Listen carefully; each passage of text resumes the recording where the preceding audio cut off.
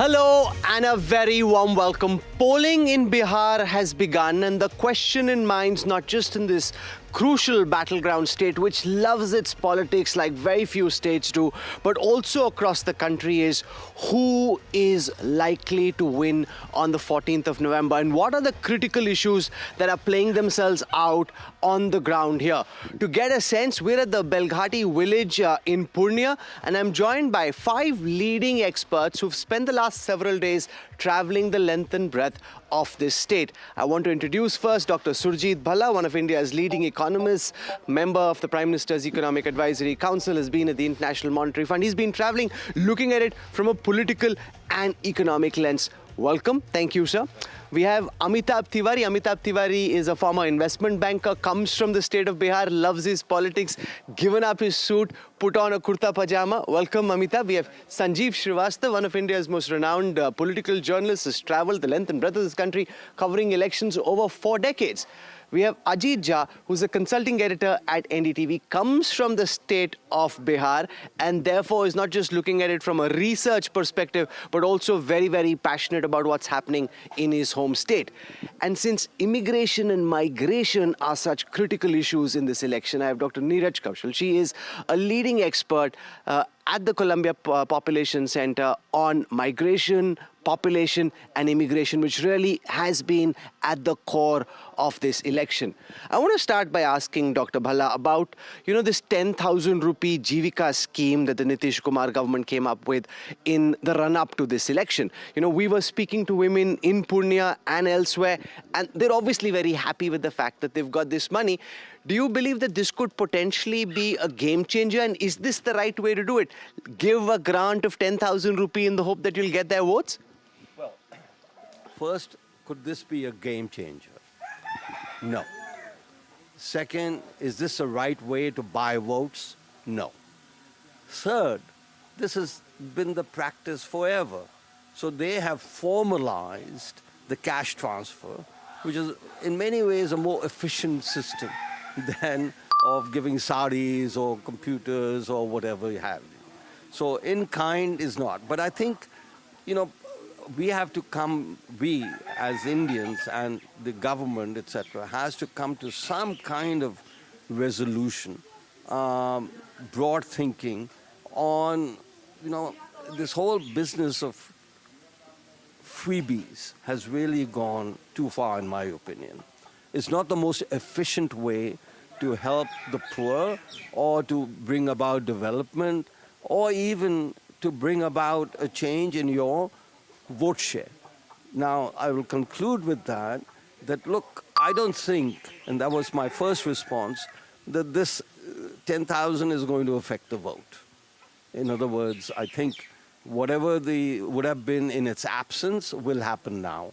And perhaps we can discuss. You don't think it's a game changer? Because Amitabh Tiwari, we spoke to a lot of women who are sowing seeds for the winter crop in a farm in Purnia, and they were mighty chuffed with the fact that they'd got this 10,000 rupee. Some had bought sewing machines, some had bought some goats. They were very happy. And I asked them, will this impact your decision to vote? And they said, yes, we are being taken good care of. Women, Nari Shakti, seems to be at the core of the appeal of Chief Minister Nitish Kumar. Yeah, essentially because when we ask that vote vibe, if you get the money, will you switch your vote from others or a Jan Suraj or a Mahagathbandhan to India, to NDA? 5.8% of voters said yes. That's it. So 6% is a big swing in an election when the margins were only 12,000 votes between the two alliances. And this 10,000 rupees is a series of steps which Nitish Kumar has taken. It's not come out of the blue. So you have had a cycle distribution scheme, you've had a scholarship scheme, you have 28% of women in police in Bihar. The national average is 12 to 13%. You have 50% panchayats, you have a reservation for women. Correct. So this is seen as a series of steps in his attempt to empower women of the state of Bihar. That's one. Second is it's also tied to a hope of getting rupees 2 lakh in the future. Because if you have a good business plan, that's what the government is promising, then they will be facilitating a 2 lakh rupee worth loan from other banks. And when we asked questions as to what you have done with this money, this we asked when the money was transferred in the accounts of the people, 58% said we have started some kind of a small business. Correct? So, and to be fair to Nitish Kumar, he has not fallen in the trap of a Maharashtra or a MP or a Delhi or a Karnataka kind of model wherein you have to give a cash dole every month. No, but Ajija, the state simply can't afford a monthly cash dole. Even here, the math suggests that the amount of payment that will be required for a monthly cash dole, Delhi announced it, they haven't implemented it. The state of Bihar, impoverished as it is, simply can't afford it. But you were speaking to women as well, and you saw those who received the money seem quite happy. And the contemporary wisdom out on the political street in Bihar at the moment seems to be that this potentially could be the singular biggest game changer, even though Professor Bhalla doesn't agree. You know, I think as far as women are concerned, I have never seen such a big gender gap anywhere, wherever I have covered elections, in favor of the incumbent, and that also after 20 years, right? And most of the women I spoke to, and these women were basically from Dalit, extremely backward castes in different parts of Bihar. Most of them came out with a word, Nitish ji to hame swablambi bana diye. So the whole idea is that economically they have become independent. And most of these money was given in form of loan to start small businesses, chudi ka, to badi ka, so, you know, whatever, small little businesses, and with 1% interest. And I heard that various assessments that they always return the money back to the banks where they take the money from. And the rate of, it's a very good sort of return policy. And it has worked wonders, whether it is, as Amitabh was pointing out, the young women vote, the school goers, you know, the cycle scheme that was started, if you remember, in his first term. And those girls have now grown into young women. And most of them, all of them seem completely, they find Nitish ji adorable and Prime Minister Modi, which is very interesting. So it's a jugalbandi between the two. Imagine that there'd be a certain level of anti-incumbency amongst voters, especially around the incumbent. But amongst women in particular, despite his ill health, Nitish Kumar seems to tower above everybody else. Is it also to do just with the fact that women in particular are concerned that if the RJD comes back to power, then there could be a return of Jungle Raj? It's actually very interesting. In any other country, I mean, we saw elections in the United States where Biden was in ill health and he lost the election. And I was very surprised to see that here, Nitish ji's poor health, everybody is saying you can't leave an older person just because their health is poor. I have some things to say about this 10,000 rupees plan.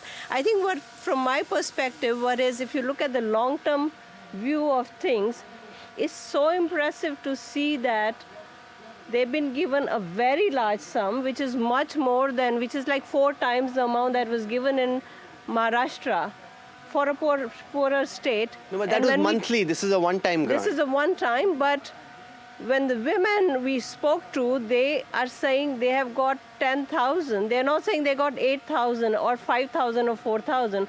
Whoever here and we come across some women who haven't received it partly because they're not eligible or they don't have the paperwork. But whoever has received, so for them in the past, whenever the government gave, like Rajiv Gandhi said that only 15 paisa came. Here, the entire 100% has been transferred. Now, I think it will have, if anything, will have an impact from talking to people. This is something that seems to be a game changer. But is it a good scheme? Will it create entrepreneurs?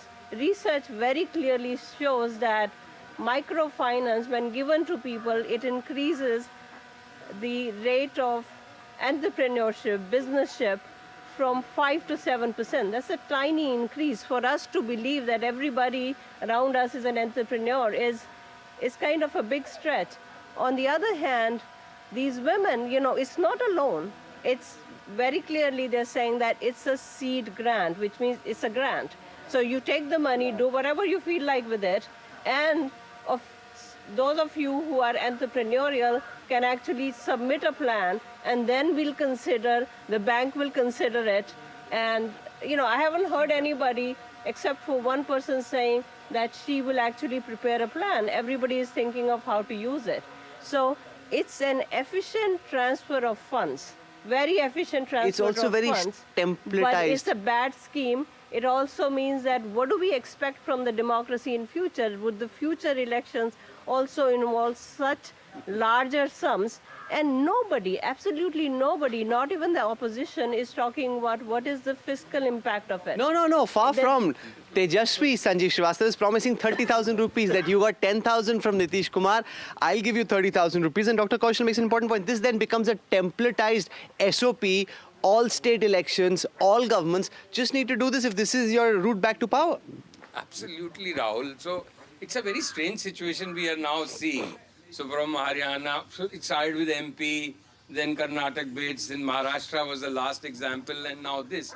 So all you have to do is, after 4.5 years of good governance, indifferent governance, bad governance, whatever, towards the last few weeks, you announce such schemes, and suddenly, and I disagree only on one bit with Surjit Bhalla, that I think it is a game changer. A lot of people, a lot of women, see, women, like Amitabh was saying, since the days of cycle distribution, good education, comparatively good law and order, then prohibition, they have veered towards Nitish over the years. But getting money is the first time for them in this amount, and it has made a change. The only interesting factor is, like Priyanka said, Priyanka Gandhi in one of our public meetings, you paise le lo, vote hame de dena. So, will the traditional RJD India bloc vote of the women, which is minorities and Yadav women, I suspect they will still take the money and vote where they want But to. for many, this is 10,000 rupees in the hand versus 30,000 in the bush. No, nobody is believing Tejasvi's job offers or 30,000. I think somewhere they are reconciled that he's just playing competitive populism. So he has to come across as one up on them. But his credibility on these promises right now, I don't think there are many takers on the ground. Let's come to the second very critical issue, which is to do with the incumbent's health. And we saw how in the United States, the health of President Joe Biden became a knockout blow for him. Surjit Bhalla, here, as Dr. Kaushal touched upon, it seems to be a source of sympathy. He's by and large been okay, nuksan to nahi pahunchaya. It's not his health, his mental capacity, physical ability should really be, at least on the outside, a bigger issue than it is. It's causing a positive sympathy rather than becoming a big negative. See, if you interpret the fact that I think the NDA is going to score a significant victory in this election. By significant, I mean 2/3 of the seats. Now, we are trying to look at causes, and that's why I said that, the 10,000 isn't even a game changer at all, because they would have got those votes anyway. So what does it mean to say anyway? Elections are basically to look at the alternatives.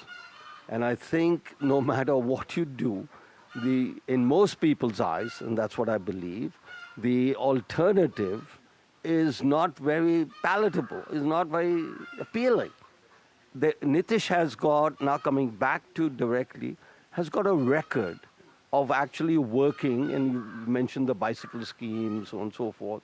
And, he's considered Uncle Nitish, and he's a good person. Now, the comparison Biden is not really very appropriate, because he was quite, in the case of Nitish, he's staying out of the public eye, making a speech, and he reads a speech, and you know that the decisions are a joint decision between Nitish and the BJP. So, and I think the BJP will end up getting more seats than Nitish. So that's just to prove, from my point of view, empirically, that it is neither the scheme of 10,000 rupees or Nitish's health is really at issue here. What is at issue here is what's the alternative? So and I think the Can I just make alternative. one statement? Yeah, Sanjay. If Biden had a BJP apparatus backing him, it wouldn't have been an issue in US also. See and the opposition here is also equally ineffective in making this an issue because they are not sure whether it will be counterproductive, it will boomerang on them. But more than that, it is the way the BJP manages the entire ecosystem. I'll take this as my turn and complete this bit. See, so we were there at a Nitish rally at Triveni a couple of days back. I was pretty impressed the way he spoke, made people raise their hands and everything. But it was all so monitored.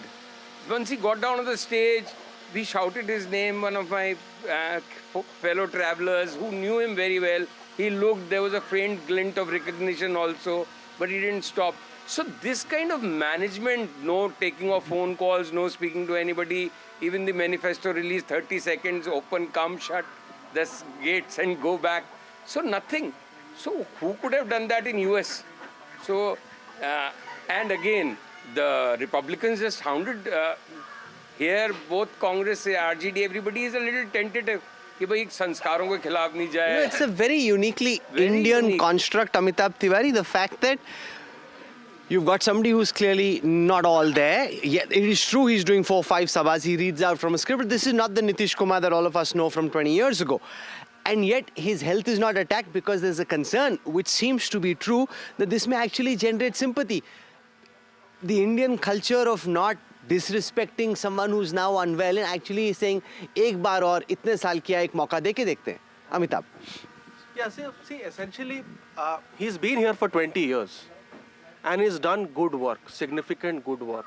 Correct? When people compare Lalu's era with Nitish Kumar's era, even No, but good work is relative. Good work is relative to where Bihar began from as a base. Correct. When you compare Bihar at the moment with other states, it has the lowest per capita income even at this moment. Correct. Yeah. That's always been there.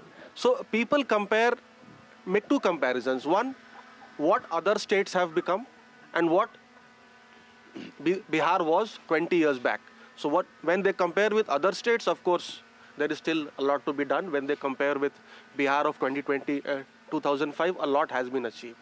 See, again, what we are discussing is that he is now a senior citizen, comparatively, correct? Also, the number of youth population is high, but the number of youth voting population is lower because 0 to 18 cannot vote. So 30 plus voters who have seen his work, have sympathy for him, and the youth who have not seen his work perhaps, or have not seen the earlier work and have no other base to compare, may be looking for change, but their numbers are smaller. They're only 25% of the voting population. 30 plus is 75% of the voting population. This culture thing.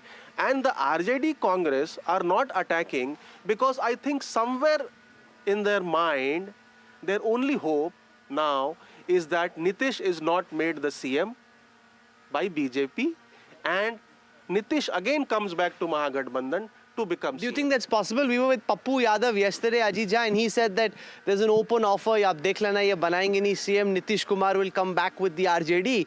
Far from thinking of him as a liability, they're still trying to woo him and win him over to their side. It's the most fascinating business of political somersaults, which don't seem to have a negative rub-on this guy. Yeah, that's a good point, what you pointed out, that the fact that he's a Dalbadlu Chacha, as everyone calls him, is not seen as negative. The idea is कि Nitish रहेंगे तो बिहार का विकास होगा. That is associated with him, number one. Number two, the fact that we did not mention, when Nitish came, the first thing that he did, just like Yogi Adityanath in UP, the crime rate just fell down. So for women, that thing, that security, कि 6 बजे के बाद जब अंधेरा होता है, so I can go out and nothing happens to me. That sort of, makes him, that's why he's big favorite for women. And the third I found out, which was very funny, a lot of people told me Bharat में you see, the typical thing is जब बेटा बाप को गाली देता है तो people start hating the बेटा कि भाई आपके लिए इतना किए. So Prashant Kishore, he is the one who's attacking Nitish left, right and center. So many of the people told me घर में रखते थे इसको नीतीश कुमार और अब ये जो है रोज गाली देता है उनको. ये कोई तमीज है बात this करने would का? typically be a knockout blow in any other state. I mean, if, especially in a country like the United States where you're based at the moment, if this was to happen, it would not even lead to the candidate being allowed to stand. Here, it's actually creating sympathy for the incumbent chief minister. Yeah, part of it is also, imagine a situation where BJP was in the opposition and not an ally of Nitish. It would have been a very different scenario. They would have talked about his health. They would have talked about his mental health. So I think there is a cultural difference, but there is also that BJP would have gone really against... So why do you think RJD is not doing it? RJD is not doing it, but another thing that the BJP, that Nitish Kumar has done, he has created this very fine balance in this state. For instance, he has kept the BJP's communal politics at bay, and he has kept RJD's caste politics at bay. So in that sense, many people actually think that he's bringing that balance. So there is a sympathy for him on many counts. One of this being, you know, the balance that he's created, the law and order thing that they have. And RJD is probably not very well equipped. They are not very well, they haven't planned this very well. They have, you know, their response, BJP's response to this 10,000 scheme might have been another Revdi. Like, you know, PM Modi has said, "Main Revdi nahi," you know, he was against Revdis for a very long time. This 10,000 scheme, it looks like a Revdi, it tastes like a Revdi, it is presented as a Revdi, and it is also accepted as a Revdi. But no, there's a competitive welfareism that we see.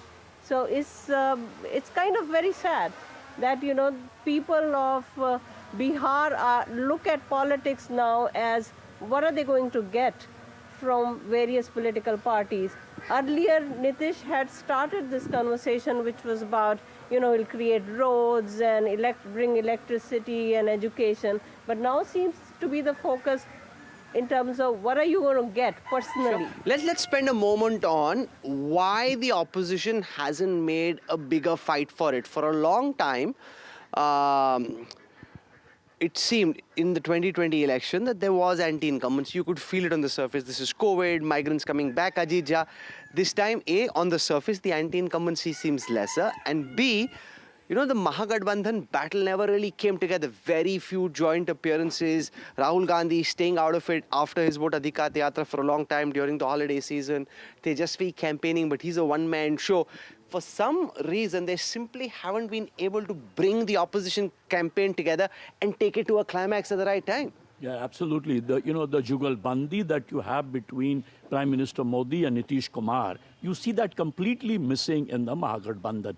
During the voter Adhikar rally, all of us were surprised, and there was a buzz all around that not only Tejashwi and Rahul Gandhi, but also Dipankar Bhattacharya, Mukesh Sahni were going around. But after that, Rahul Gandhi totally absent from the campaign. He only came back recently, number one. And number two, the fight between the two sides. You know, the friendly fights are still going on in 12 constituencies, when last time they had lost with only 12,700 votes. So if you have 12 seats, straight away you give the 12 seats to the NDA, number one. Number two, not even once have they campaigned together after the Vote Adhikar rally, seriously. Whereas, if you remember Amit Shah's, he took a meeting with the BJP leaders. He pointed out, इस बार हम BJP के लिए campaign नहीं कर रहे हैं, हम campaign कर रहे हैं NDA के लिए. That, I think, in a coalition sends a very positive signal, which these people have not. No, but look at how Prashant Kishore has made a fight for it. Now, no matter what he gets, Amitabh Tiwari at the end of it, that's a different matter. His is a new party. But he's really, over the last 3 years, slogged physical effort, mental effort. For some reason, Tejasvi, who's got everything to win and nothing to lose, hasn't put in the same kind of physical effort. He hasn't done the yards in the way that a complete outsider like Prashant Kishore has. Because Tejasvi is a typical politician. He became active only 3 to 6 months before, or he becomes active only 3 to 6 months before the elections. Actually, if you see whatever the Mahagathbandhan is raising as issues, some of those issues have been raised vociferously by Prashant Kishore's party, and they have copied it from Prashant Kishore. The issues on corruption with regard to ministers in NDA government has been raised by Prashant Kishore. The Mahagathbandhan has not raised it. The issues on education, health, unemployment, migration. So somehow the opposition is playing typical politics of staying away from hardcore door-to-door politics for 4.5 years, coming on the scene when the elections arrive. And of course, there is a lack of coherence in the campaign. Even 3 months ago, when I was here in August end and September, NDA had one poster, common poster across Bihar. Left Nitish, right Prime Minister Modi, some slogan, and NDA Sarkar. Rozgar Lagatar, NDA Sarkar. Across Bihar, even today, you will get Tejasvi Sarkar as posters of Mahagathbandhan. There is no Mahagathbandhan Sarkar poster. So there is a complete lack of coherence in the campaign and significant research. When unemployment is an issue, migration is an issue, how will you solve it? When there is a serious question about the credibility of Lalu Yadav's family as having solutions to problems or being able to take Bihar to a new level, you need actual tangible solutions. No, but Sanjeev Srivastava, it was said that in 2020, Tejasvi was too early for him. He wasn't fully baked. In terms of his political cycle and journey, this is when he's fully baked, or he should be fully baked. And far from having progressed, political wisdom at this moment suggests he's actually regressed as a leader. How can that even be possible, and why is it happening in your view? So that is Tejasvi's personality also. To some extent, we should understand. He is, while I don't agree to the BJP description of him as a dynast, but the fact of the matter is that he is a dynast. He has been brought up in comfort and certain easy life. So that kind of hunger, despite his best efforts, he's addressing 15 rallies, but somewhere he has his pat. He knows if he doesn't become the chief minister, he'll become leader of the opposition. So he'll be one pole of the power always in Bihar, at least in near future and now. So, and also you have to sympathize with him. While on the one side you have a galaxy of from Mr. Modi to Amit Shah to Nitish Kumar to Lallan Singh to Samrat Chaudhary to Kushwaha and Chirag Paswan. Here it's virtually, except for Mukesh Sahni. I don't buy that. Look at Hemant Soren in Jharkhand. A one-man army gave a mighty machine a run for its money. Akhilesh, a one-man army virtually.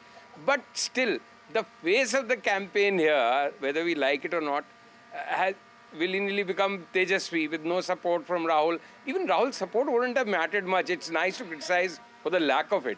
But in the end, it is the simple, if you take a paper, just jot down all the caste, do the maths, numbers, we know the outcome. No, also one is just the caste and and the numbers. Neeraj Kaushal, the other fact is that it's an uneven contest. I was, on a flight when I was coming in.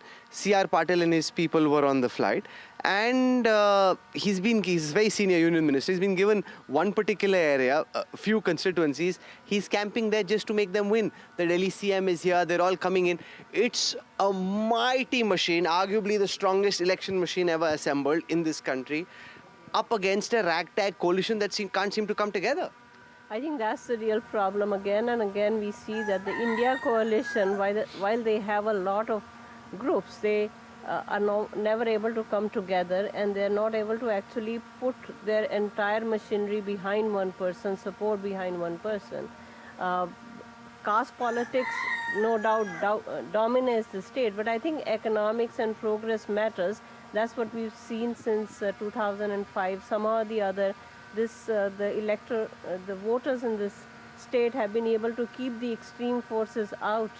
And my hope is that although I don't like the 10,000 rupees that is given instead of, which I think will be taking away money from other schemes. One thing about universal scheme, which in a way it is that it goes beyond caste politics.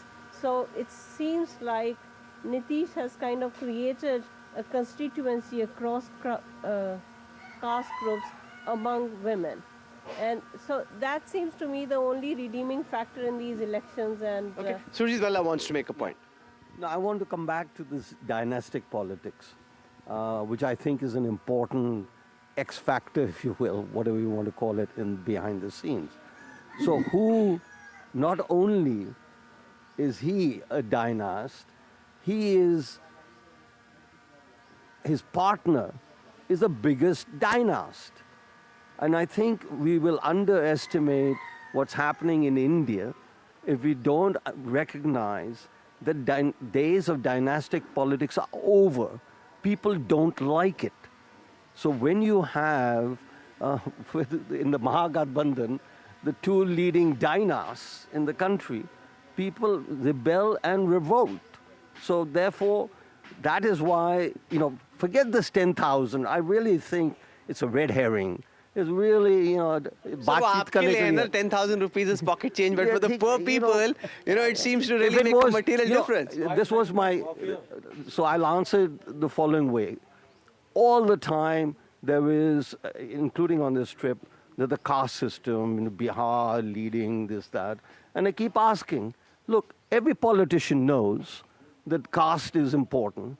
So what they do, they will field the person of the caste over there, and they will appeal to caste. So everybody's doing it.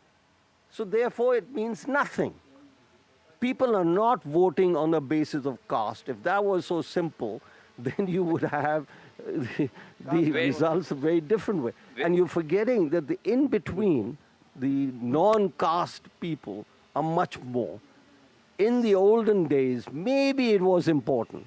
But 2025, with drones flying around, and you think, and people know about this, don't underestimate, there's no longer an uneducated younger population.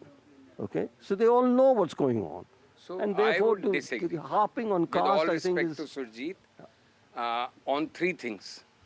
See, just like Nitish's health is an issue amongst chattering classes and political pundits, on the ground I have not seen one voter during last 1 week talking about Nitish's health. Similarly, I have not met one voter talking about, I described Tejasvi as a dynast in terms of his personality traits and why he's not giving it maybe his 100%. But not one voter we have met, not just in this trip, but in most of our trips who talk about dynasts, whether it's Akhilesh or Tejasvi or Rahul or whoever. But the chattering classes, and there may be some resentment, it doesn't come to surface. So, and the caste system is like, again, Surjit feels very strongly on this, but I think the caste system in reference to Bihar is really cast in stone. It is the final moment of reckoning, just when they enter the polling booth. I think suddenly उनको अपना गोत्र की सारी caste और सारी गणित याद आ जाएगी. I'm just hoping the younger lot doesn't I do completely that. disagree with that. Please, you know better, obviously, about Bihar. Take Nitish That's Kumar. my perception. Let's take Nitish Kumar, right? He comes from the Kurmi caste, whose vote percentage is 2.49%, and he's been chief minister for 20 years. Jai Prakash Narayan, who created the biggest revolution in Bihar, came from the caste community, whose vote percentage is less than 2%. People like Madhu Leme and George Fernandes used to win and beat Bhumiyars in Muzaffarpur and areas like that. So I think this caste factor is made too much of. This election, Rahul, is basically around two different axes. They were supported by powerful castes. All these examples. No, but JP I'm never saying won an election. Let me just make a point. This election is around two different axes. The generational axis, the older voters versus the younger voters, and the gender axis, the male versus the female. And this whole election, I feel, why the NDA has a little advantage is that the gender axis sort of neutralizes the anti-incumbency created by the generational axis. See, essentially, on 105 seats out of 243, the same caste community has been winning the last 3 elections. 105. On 113 more seats, the same caste community has won 2 of the last 3 elections. So on 218 out of 243 seats, एक ही caste का वर्चस्व है. irrespective of party. तो cast का एक role है, क्योंकि एक ही कास्ट 200 और इनमें से कितनी सीट्स पे 218 उसी सीटों कास्ट के पे दोनों तरफ से कैंडिडेट होते हैं? 218 सीटों पे डोमिनेट करता है irrespective of party. Okay, I want to now segue towards the issue of migration. A lot of people, young people working in other parts of the country, have come back at this moment to Bihar because of the Chhat Puja. Many are staying back. Tejaswi and Prashant Kishore hope that these are people who have seen what's happening elsewhere. They will go back to their families and explain that things in Bihar are not the way they are elsewhere, and therefore vote beyond caste lines. Is the opposition being too optimistic that outsiders will go back to their villages and play a role in mobilizing public opinion? I think they will mobilize public opinion, but they are optimistic in the sense that it will be in favor of them. I think they're going to be more in favor of BJP because they think that the contrast some of the states that they're coming from or the national narrative of India doing so well. So they attribute a lot of them to the BJP, and therefore they would influence in support of the How BJP. do you suggest the polity should try and deal with the issue of migration? I mean, there is a lack of employment opportunities, scarcity of industries, which is why these young people travel outside. How should the government, whichever one gets sworn in, be dealing with this? This is the best thing that has happened to this state, migration of workers, for several reasons. It's the best thing or the worst thing? I think it's the best thing. Why? Because one, remittances, which is you earn double the money outside of the state and send remittances. So what we don't see in the GDP and other figures is the remittances that come that improves the level of living. But much beyond that is that you have exposure to another culture, another place, another level of development. How do you copy the systems? Bihar does not have to reinvent the wheel. They can actually copy other states, what has worked in other places, the value of education. So there's a lot of research that shows that migrant workers actually is not just the remittances, but how they change attitudes. They change attitudes towards politics, they change attitudes toward healthcare, education, political awareness. So the range of things that they do. Governments, will have to probably worry about why are so many migrants going, but for the people of Bihar, this is really the best thing that is happening, that they are bringing a lot of energy from outside. Amitabh Tiwari, is there any hope of migrants acting as a youth bulge on polling day? Or do you think these are just fanciful notions that look good on a strategy deck, but not necessarily on the ground? No, see, essentially, if you see the Jan Swaraj party, there is I would say, an undercurrent which is very, very difficult to measure, especially amongst the youth and the migrants, these two categories of people. And many migrants have come back with this hope and desire that they are going to vote for Jan Swaraj because they might not then need to go out of state and work. Ma'am is right in the sense that when you go out, you get a better perspective, and it's like learning from the best practices across the state, and when you come back, you try to imbibe that in the society you are living. Now these two are going to be the big game change or big kingmakers sort of voters. Very, very difficult to gauge which way these two Ajija, does Prashant demographics Kishore will have go. a hope? He says arsh or farsh, either the ceiling or the floor. Is it more likely the ceiling or the floor, you think? I don't know in terms of number of seats, I can never figure out. But I think he's going to get a certain percentage of vote that is going to be critical, because the fact is that his party is the only party which is contesting in almost all the seats -4, right? So as a result, he's going to get. Number two, the social media campaign, he is number one, and therefore, जो migrants आ रहे हैं, most of the migrants I have talked to, they told me they are either going to vote for Prashant Kishore, or among the Muslim migrants, I found a lot of migrants pointed out they have come all the way from Panipat and places like that, and they want to vote for Owaisi, which I found very interesting. And some of them told me कि हम vote देंगे तेज रफ्तार को. So I said तेज रफ्तार कौन है? So they meant Tejaswi. So among the migrants, you get a different kind of, sort of profile. No, but as I was speaking, Sanjeev, to some young people, they described themselves an interesting dynamic playing out. They've come from outside, they have their own ideas on what they think the state needs. They go back and they talk to their parents, and their elders tell them, nahi, yahan pe to aise padta hai, which is essentially that along the lines of caste. And they're saying, we're trying to convince our elders, the elders are trying to convince them. That's happening in the build-up to polling. It'll be interesting to see on the day of polling which way that dynamic ultimately pans out. You are absolutely right. It will be the polling day and the results day when we'll truly understand the impact of Prashant Kishore. Like I said, I saw nobody talking about the health of Nitish Kumar, nobody talking about Danest. I haven't frankly come across in my last 6-7 days people talking much about Prashant Kishore. Maybe we are talking to the wrong set of people. Maybe we are in the wrong region. But again, from a distance, Prashant Kishore looked much bigger. Then while we are coming closer and seeing things, he doesn't... He looks big on social media, you think? Not so much on the ground, because the digital impressions are way out. Interviews with him or his reels, videos, off the charts. The question is, will it translate into votes? Not in this election, not many votes, but I do think that he might end up getting upwards of 10 seats. So How many? Upwards of 10. His ceiling is 10, or I'm out, or whatever.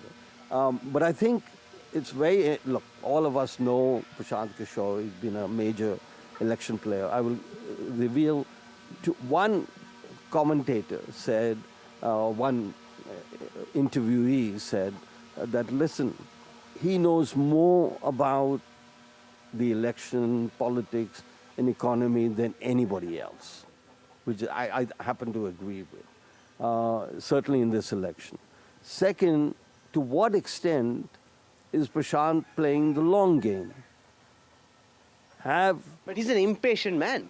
He's in a hurry to Yeah, get but things he's done. also young. Of course. And especially since we were talking about how age might be playing a part in this. So, 5 years is not that big a distance. So I think that's his motivation. He's certainly now not an election strategist. He is a politician running for election.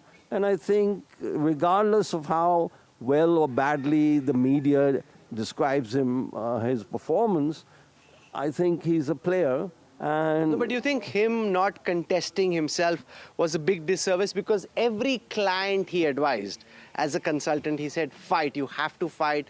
It's the 101, without this there's no hope. And when it came to making the choice for himself, he opted out. Yeah, I've thought about that just like you have, as to why. Now, part of it could be that he's really wanting to create a party, not a one-person party. So that's what often happens, and we've seen that. They all say this, and then we end up with Kejriwal. Yes, and I was going to mention the Kejriwal wanted to create a party, created a party, but really was quite obsessed with himself. This Prashant Kishore doesn't want to fall into that part. So You're being very charitable towards him. So I think, he's an election strategist. He studied elections. So I think I'm not speaking on this with as much conviction as I speak on caste not being a factor. So I think, but it is intriguing. I will give him the benefit of the doubt. What I feel that Prashant Kishore has a major impact in this election in terms of the agenda of the election.